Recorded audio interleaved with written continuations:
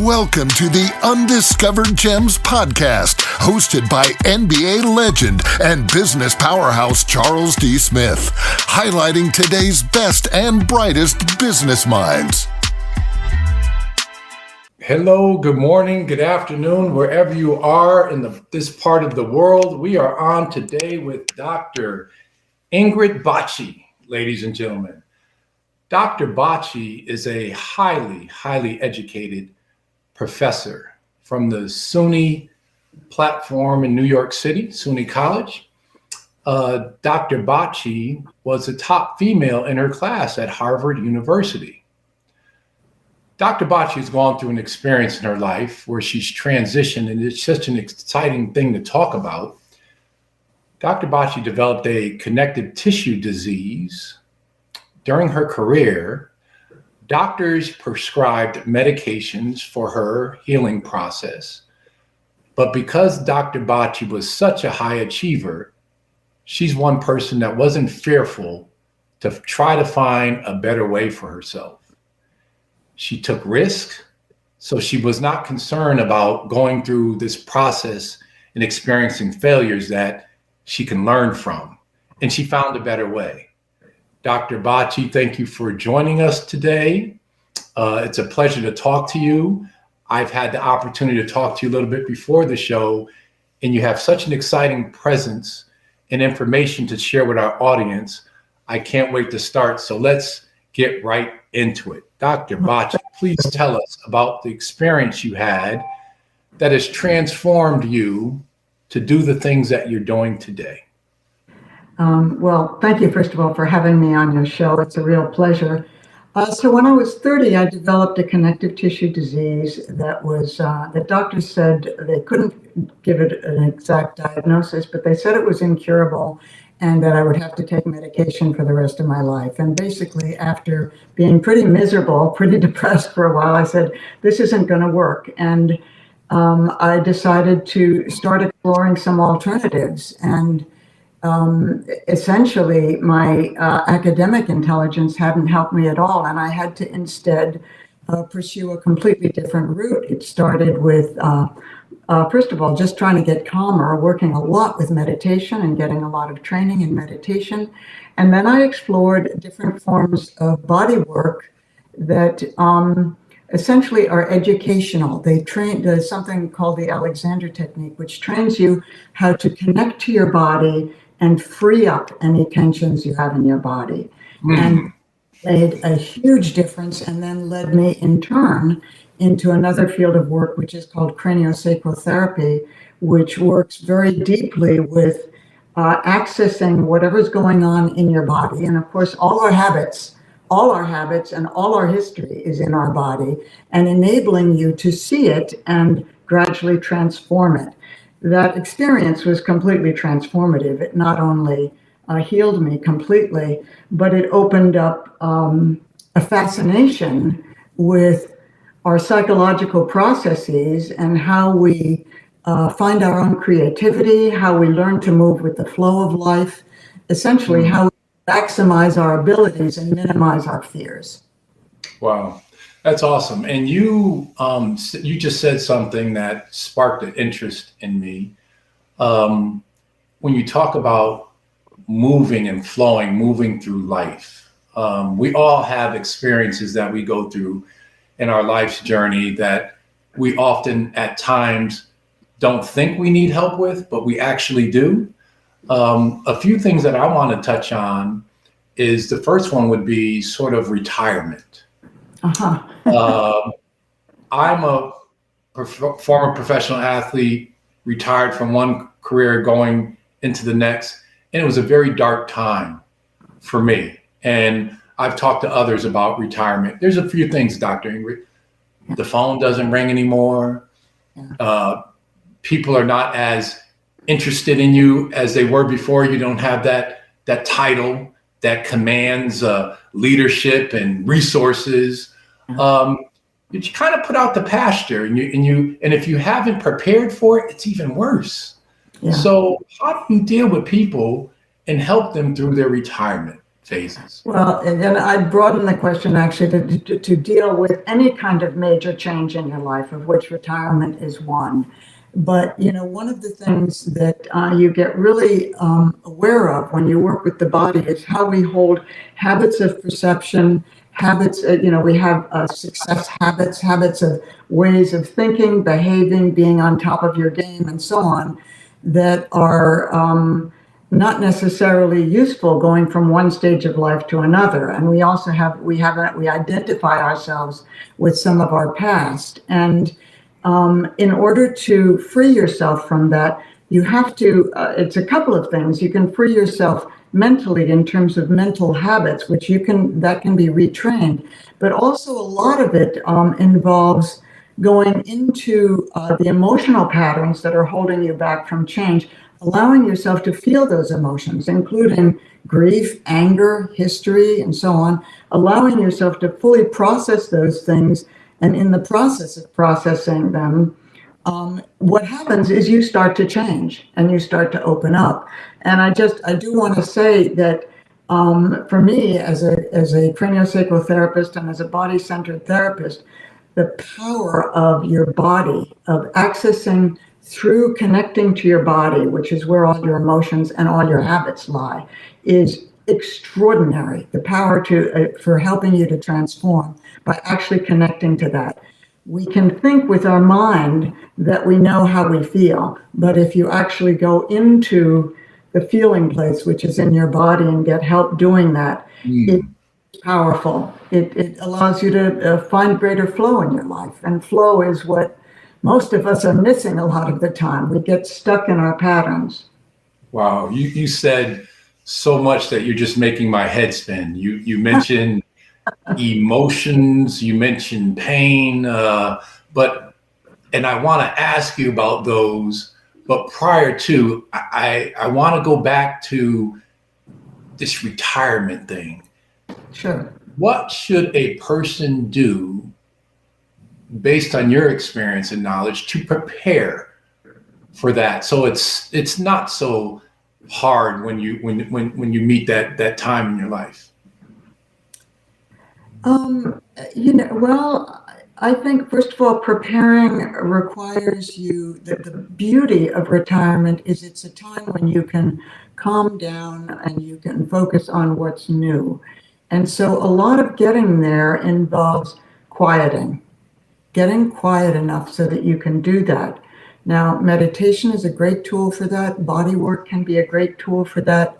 What happens when you get quieter is that basically you open up more. And as you open up more, you begin to perceive the people that you're with differently. You begin to be able to be curious. When we're stuck in what we were, we can't be curious. A lot of the life comes from being curious. And I do want to say every stage of life is profoundly interesting if we can allow ourselves to move into it. But, we hold on to the past. And again, this kind of work is really about learning to let go so that the richness of the next stage of life can open up for you. Right. Yes, I understand that. You know what? If I would have spoken to you prior to my retirement, I probably would have retired a lot smoother. So let's touch on the emotion. When I think about what you do and emotions with people, you talk about emotional baggage, and I'm going to turn the conversation toward a different subject matter, but based on your experiences and your knowledge, I want to talk about relationships, emotional baggage, because I've gone through a divorce, and I seem like I need to call you after this interview. So I've gone through a divorce, and people go through divorces. People go through various things in their lives where they have emotional baggage. It could be a job. We just talked about retirement. There's emotional baggage that comes with that. How does someone deal with emotional baggage so that they're whole and they're complete to move on to the next phase of their life with a relationship or a job or some other extenuating circumstance? Well, one of the things I want to say here, which is actually a little bit a little paradoxical, is that when you have emotional baggage, let's say you've gone through it, you are going through or going through a difficult transition in terms of relationships. A lot of how you actually feel is not conscious. You think you feel a certain way, and a lot of it is actually not conscious. And there's a saying that one of my teachers told me that is I have felt both in my own personal life and working with clients numerous times, which is that once you fully experience how you really feel, the totality of how you really feel, then it's gone and you can move on. It's really, really gone. And so here in our busy, kind of constantly active lifestyle is to invite a person to actually feel how they feel. And again, I want to stress, that's not a mental process. It's a physiological process of going into your body, knowing, is it your heart that hurts? Is it your gut that's tight? What is it? And through that process, beginning to actually own the emotions you feel. And I do want to stress also, because we are, we talk about being touchy-feely, but actually we're not in terms of our relationships to ourselves. The right to give yourself the right to fully feel all the dimensions of what you've been through in a relationship is profound, and it's often hidden. I've been through this myself with several relationships. Sure. Well, how do you give yourself the grace, you give yourself the ability to feel?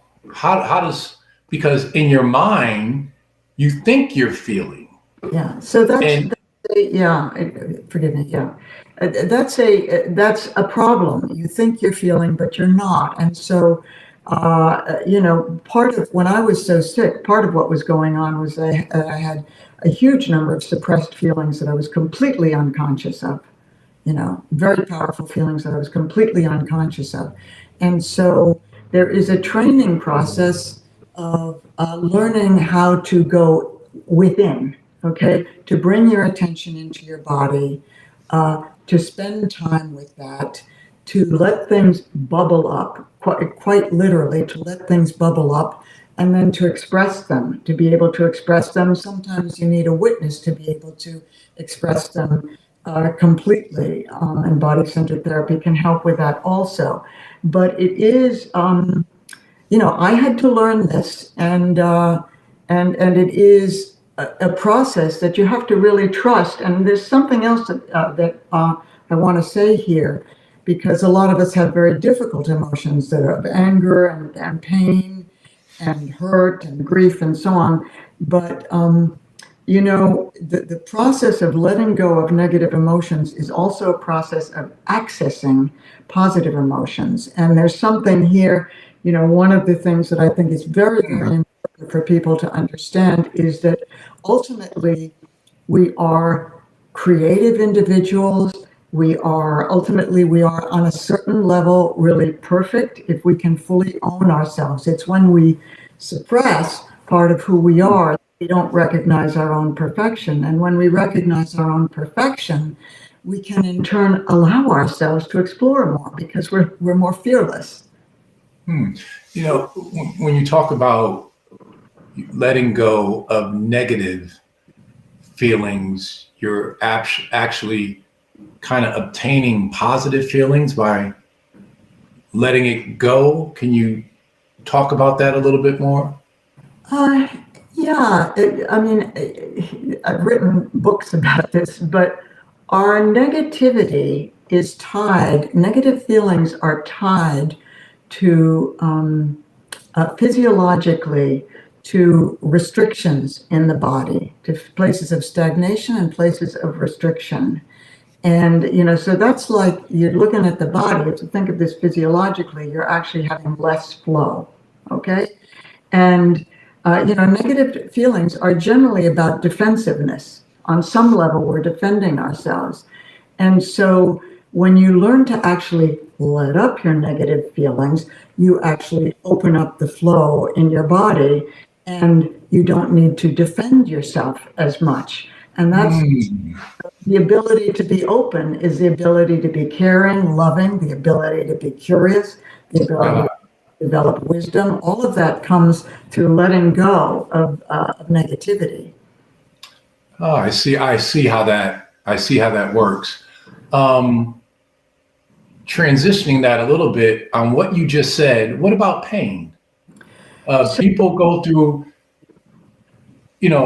again, I have to revert to what I know. Being an athlete, after my career, I would have pain and the doctor would say, well, what's your threshold for pain? It's something that I've been living with for so long that it just becomes a part of my daily life. I don't think about it. So someone else who might experience that, they'll ask him the question, they'll say it's a 10.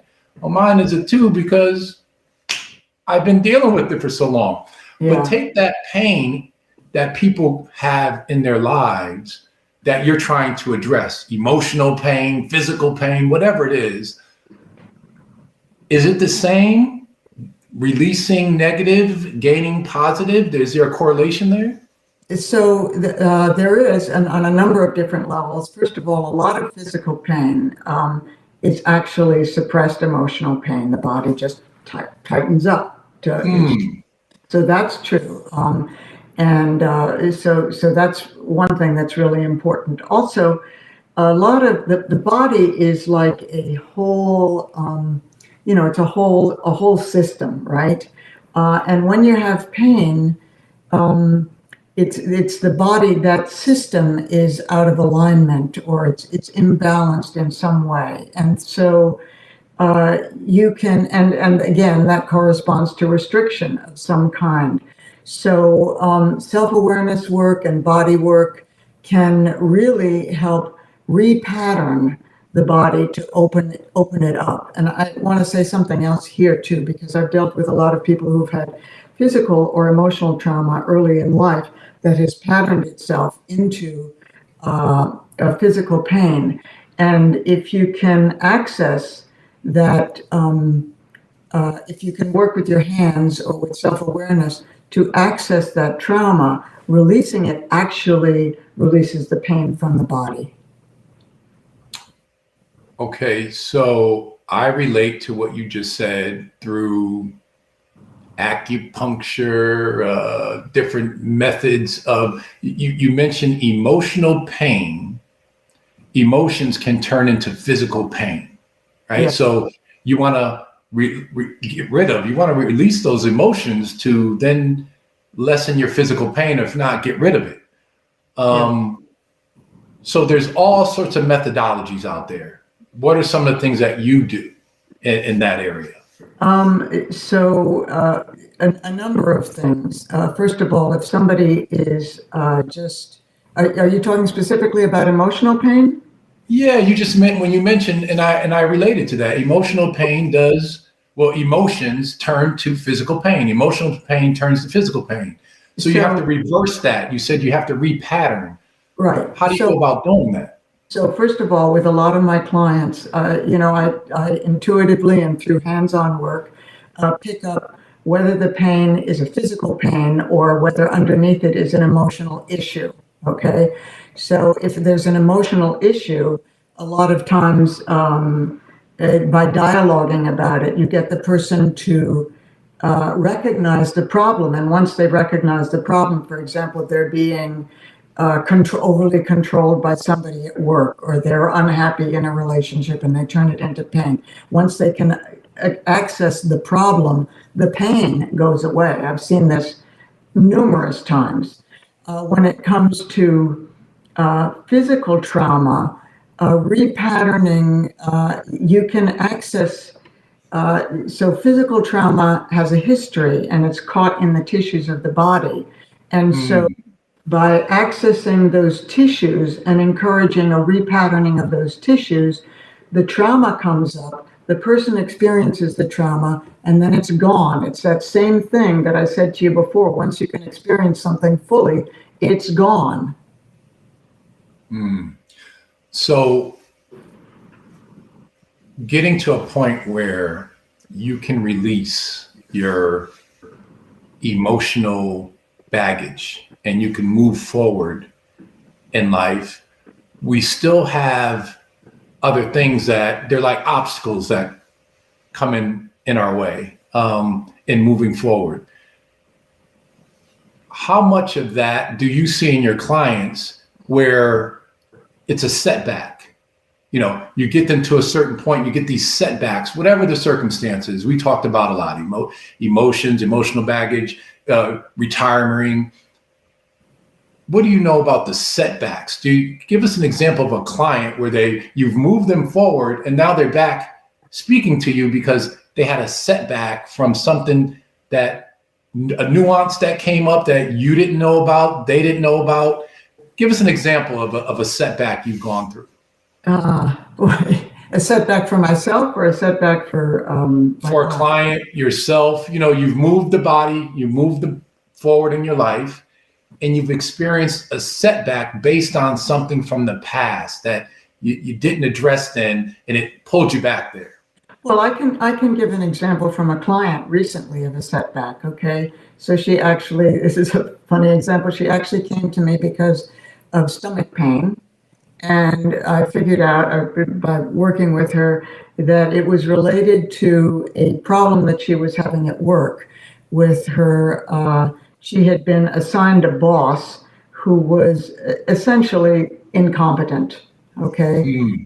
And so her pain had started, her stomach pain had started in June. When I started dialoguing with her, we found out that the boss had been assigned in April.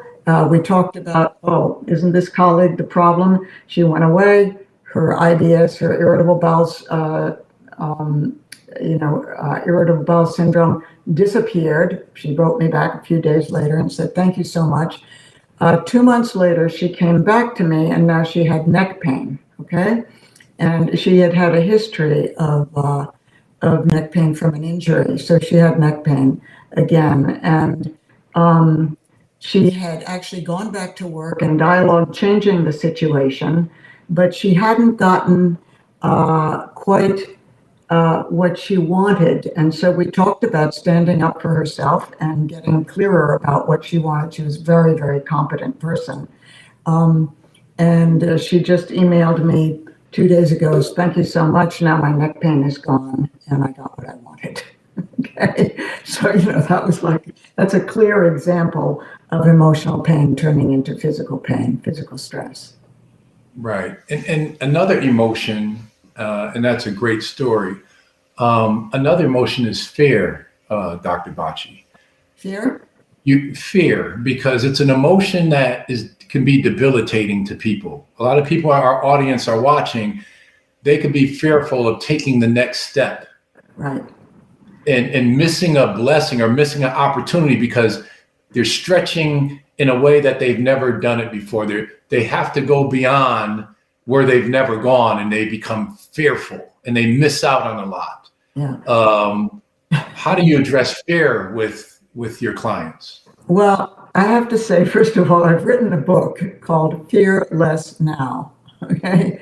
And it's all about learning how to conquer fear. And there are a lot of different steps to it, but, because essentially fear is resistance. Life is an adventure, and fear is resistance of that adventure.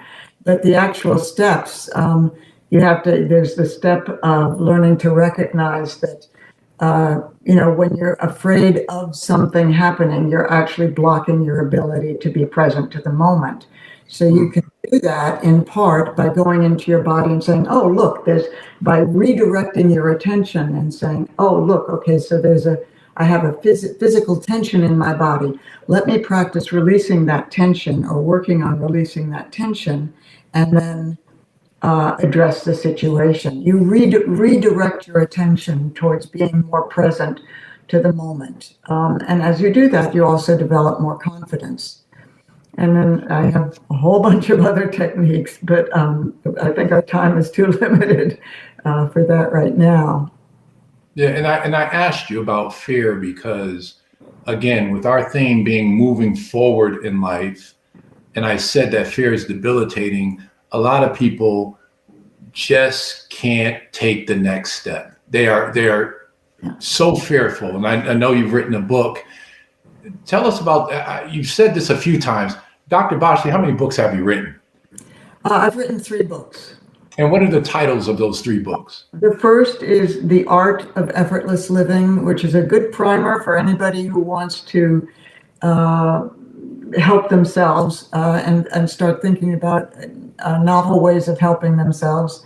The second is Effortless Pain Relief, which is basically a book for people in pain, how to work with reducing their pain. And the third is Fear Less Now, which is, I wrote that out of my commitment, if I can put it that way, to support people as I have found the support to my own work in opening up to their own creativity and their ability to embrace change in a positive way and to move through life in a way that is, less fear-based and more opportunity-based and more creative and more curious and more inventive. Well, Dr. Bacci, I probably will call you, but it's been great having you on the show.